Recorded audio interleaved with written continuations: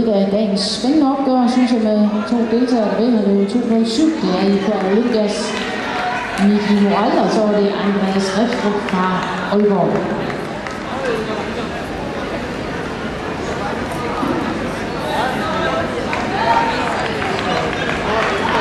Ja, rimelig taktisk. Det er bare 3 fra anden, så det her.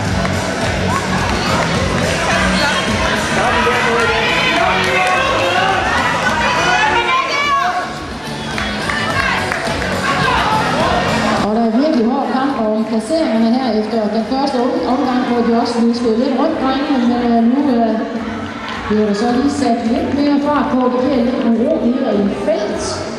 Så det handler om at holde sig på benene her.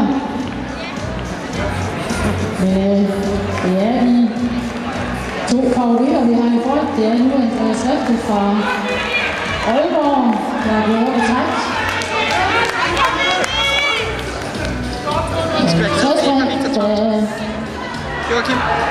Ja, det er nu Spartas Lukas Buk, der gør sig klar til sit 5. besøg. Og igen en ny udvikling her på 3.000 meter. Det er Helsingør, som vi kalder Stamme, der lige pludselig nu giver et ordentligt ryg her.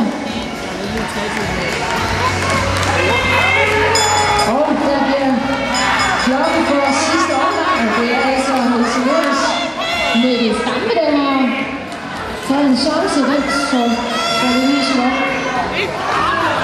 Ja, det var... Og hold mig fast, ikke en afslutning, vi har her. Der er konstant udvikling i løbet. De to for Ritter, de falder lidt tilbage, og det ser faktisk ud som om, at det måske er overraskende, at det er en sejr til William. Det er en tjek fra Sparta. Der kommer